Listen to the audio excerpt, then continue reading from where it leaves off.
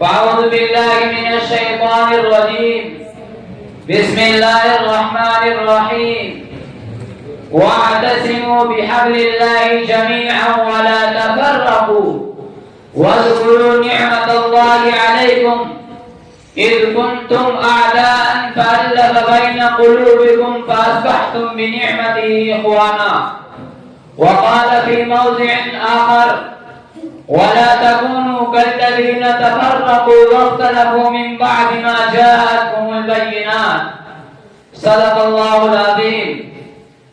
رئيس الحفلة الموقر، حضرات الحكم وأساتذة الكرام والحاضرون الأجلة، أنا فرح مستبشر بعنايتكم وإقبالكم، وأشكركم على ما شرفتموني لكي ألقي كلماتي حول الموضوع الوحدة والتضامن.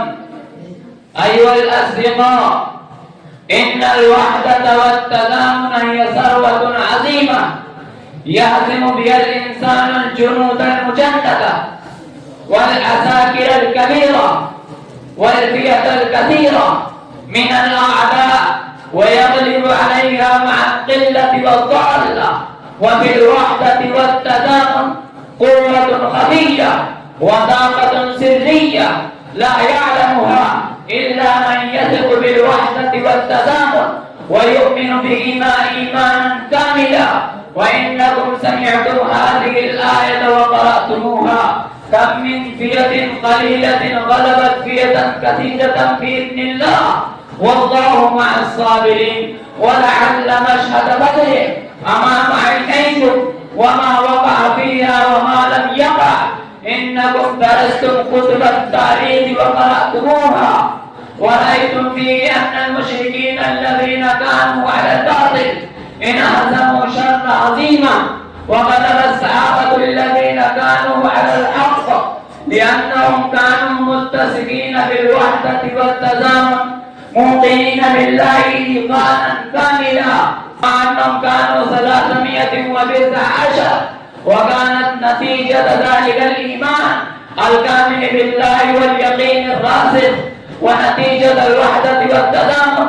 وهكذا نجد أمثلة كثيرة في التاريخ مثل غزوة الأحزاب وتبوك وغيرهما، وما كانت هذه الفتوح إلا نتيجة نصر الله ووحدتهم وتضامنهم. أيها الحاضرون الأجلة، إن الوقائع والأحداث والصور والنماذج التي قدمتها إليكم هي صور الفوز والفلاح والغلبة والنجاح.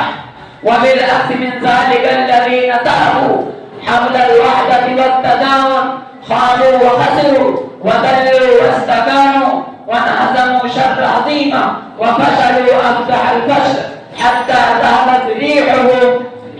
ذهبت ريحهم واندرست أسماءهم من صفحة الوجود.